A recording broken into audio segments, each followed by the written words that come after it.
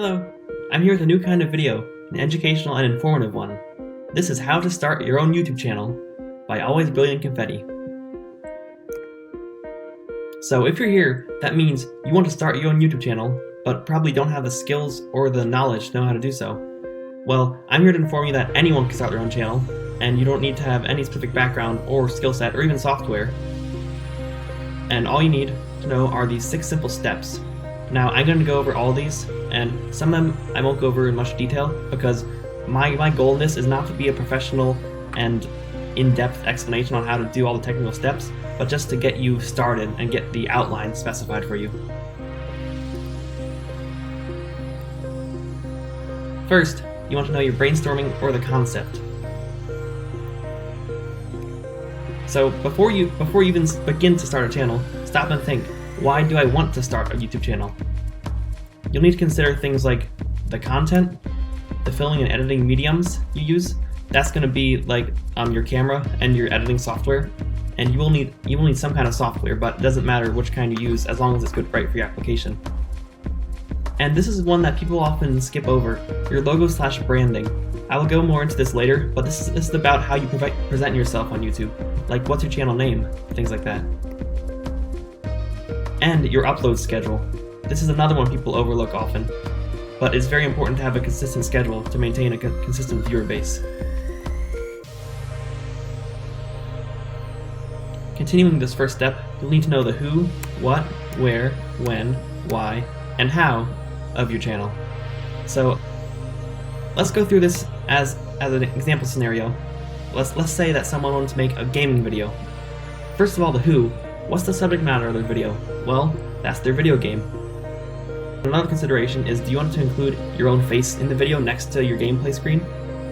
And also, what type of video is it going to be? Is it going to be just you playing a game? Are you going to have commentary? Are you going to review the game? And how professional do you want it to be? Also the where. Where are you going to film this? Do you have a quiet space you can record your gaming video in your own room by yourself? And also along the where lines, where are you going to store your files? Because video files, in terms of video editing, can take up a lot of space, so you'll need a good computer to do this. And when. Again, I can't emphasize this enough, but an important upload schedule is important. And also, why? Why are you creating the video? Is it just to entertain? That's usually the main topic, but you can also inform or persuade people through your videos. The last one is how, the tech specs, which I will get into these later. This is again about your software and things like that.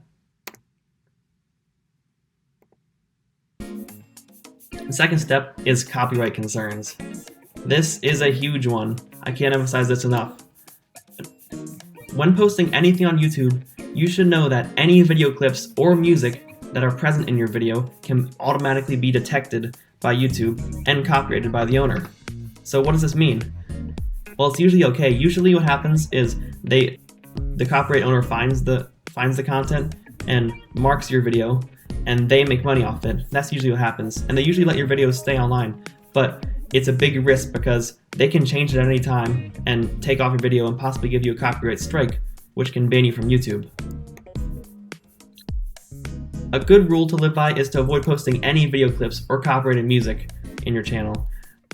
I know this is a hard thing to avoid, but if you do this well, you can stay safe on YouTube. There is a way around this.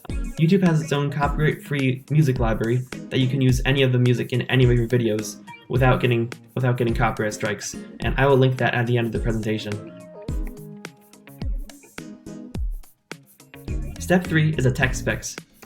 This is the how from step 1, the who, what, where, when, why, how. As you can see by the camera, you'll need to consider the cameras and editing software that you use for your videos. So what do you have already? If you just have your phone and a computer, that's a perfectly good start. Sometimes you don't need the best software right away. So what do you need? Going back to the gaming video example, do you need any special screen recording software on your console? Or are you just going to record it from your phone? Considerations like that. And also, do you have the skills to use the software and the cameras? Now, this is also something that people overlook often, because you can't just jump right into it. You need to start small with your videos and experiment. That's what I've been doing with my videos. Camera work is another consideration. You can take entire classes on camera work, but if you do not have the time or capability to do that, then you can simply work your way up and start small. And of course, using the software. Also practice makes perfect. Continuing this, there are a couple important notes about the tech specs. First of all, you do not need to start with the best tech or software. I've been emphasizing this, but start small and experiment with the software and video editing before you get all this expensive equipment and software. And learn as you go. If you've seen Mip's Adventures, that is a very experimental series, and if you have seen the whole progression of all the episodes, the first episodes start out pretty basic, but then the camera techniques and the editing gets more complex as it goes along. Another important note is that photo editing is a surprisingly important skill that you'll need for YouTube. Now the thing is, each YouTube video you see they often have custom thumbnails, and that's because people are able to edit photos and make a custom cover for the videos, and that makes it look a lot more professional and eye-catching, so you want to be able to do this. Step 4 is to create your channel. Okay, now that you're ready and have thought about all the aspects of your channel, you can have fun designing it. The first step before you go into any of this is to create a Google account and sign into YouTube. Now I'm not going to explain how to do this because that's not the focus of this presentation, and the instructions are pretty self-explanatory. But you also want to familiarize yourself with the various YouTube menus. Before you try to post anything or create any videos, you want to just click through the menus and see what it's all about.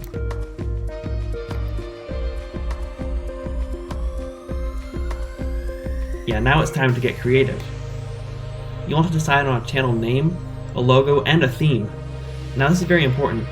In terms of the name, do you want to use your real name or a catchy title? Now, obviously for my channel, Always Blue and Confetti is a very catchy title, but it took me a while to decide this name, along with our whole team. Now you can use your real name, but I would highly discourage that because having your full real name on the internet can be very risky in terms of your safety. For the channel icon, do you want to make your own logo, or do you want to use your face? Again, having your face online is often risky, especially when it's paired to your name, but a logo is something that can be very eye-catching, as you can see with our channel. This is where photo editing comes into place in the beginning. Remember, you do not need to rush with this. Take your time deciding what you want your channel to be before you go ahead and make it.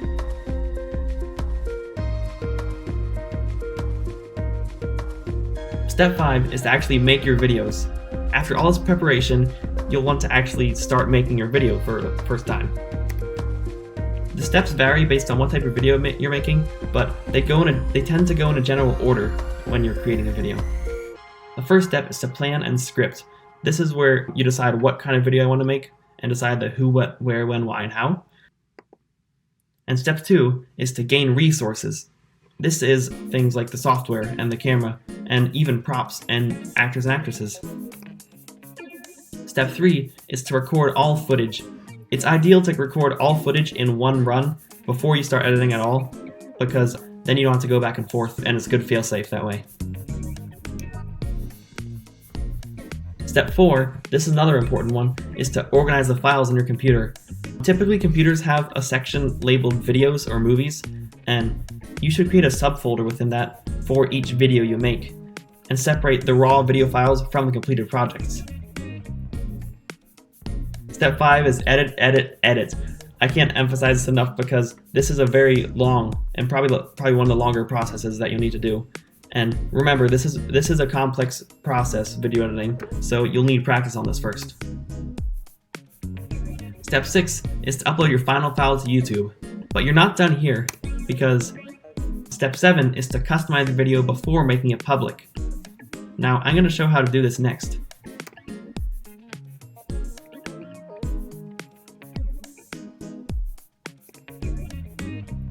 As you can see with this video, I have it uploaded as private and it's scheduled to be uploaded later.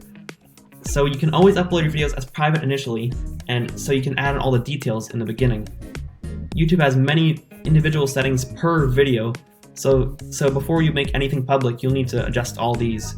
Again, this goes along with familiarizing yourself with the menus. You'll need to decide on a description, and this often includes a basic description of the video. Sometimes timestamps can link you to certain spots in the video, like a scene selection. And you can also add a disclaimer that says, I do not want to infringe any copyrights, things like that. There's more options, such as what category your video is for, like is it entertainment, or is it education, travel, gaming, things like that. Tags, this is another important one that increases your discoverability on YouTube, because you can add different links to your video per se. So let's say you want to make a gaming video on Super Smash Bros. Unless someone types in your video name exactly, it's going to be very unlikely that they find your video. So you want to put in things such as SSB or Nintendo Switch or tags like that to make your video more discoverable by potential viewers. And step 4 is the comment settings. So for this you can choose either to have comments on, off, or filtered. The exception is for made for kids videos in which comments are completely restricted. Also subtitles. This is an optional one, but it tends to give your channel a more professional feel. You can type in subtitles if you want, but videos often automatically gain subtitles based on YouTube's automatic detection software. After all this is checked, then you can make the video public, again trying to utilize the schedule feature to keep a consistent upload schedule. Step 6 are the advanced options. Congratulations! If you have watched this all the way through, you now know how to make a channel. Now it's important to know that there are many ways to expand your channel for the future, and I've only taught you the bare basics right here.